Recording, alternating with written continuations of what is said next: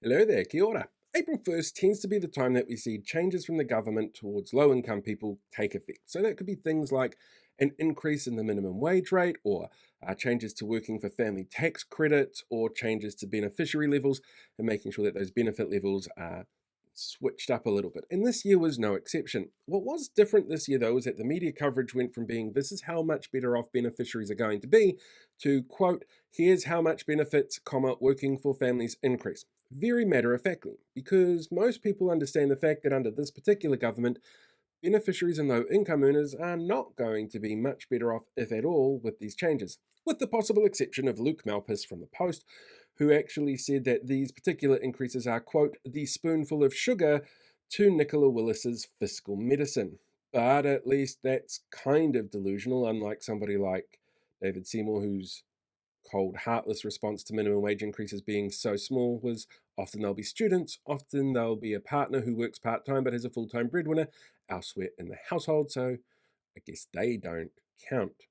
Anyway, I thought it would be really interesting to have a look at some of these changes and how they can impact people and whether or not it's going to make a difference in the long run.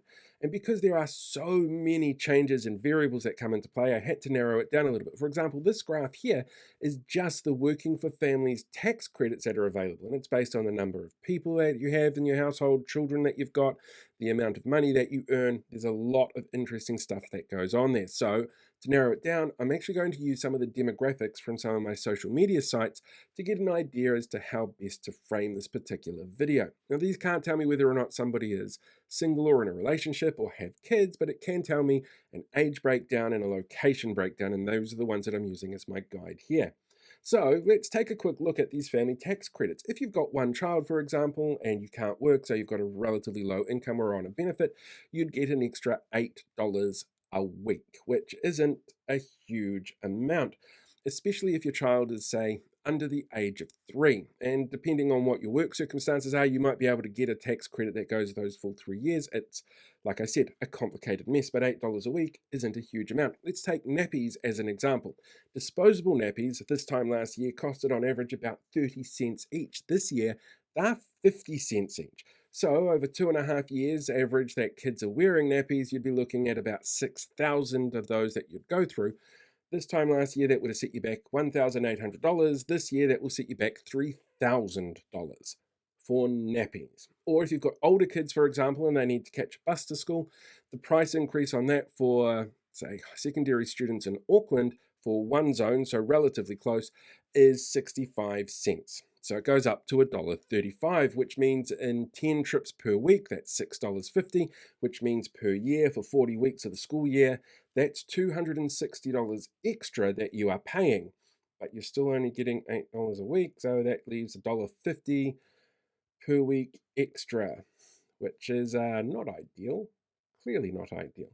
Especially when you take a look at things like the cost of common items. Research that was done earlier this year used a common item marker, so rice, potatoes, tomatoes, fish, chicken, those kind of things. And that saw an increase in price per week of $28.16 for common household food items. That extra $1.50 you got from the bus difference clearly not making up much of a difference at all there. And when it comes to things like the minimum wage increase, that's a 45-cent increase an hour, which means on average, if you're working 40 hours a week, you're going to be getting an extra $18 a week or $936 per year. But we also know that research released earlier this year showed that between last quarter and this current quarter, average rents in Auckland have gone up $30 per month, which is, if you can't tell, more than what you'd be getting on a minimum wage increase. In fact, there were increases almost across the entire country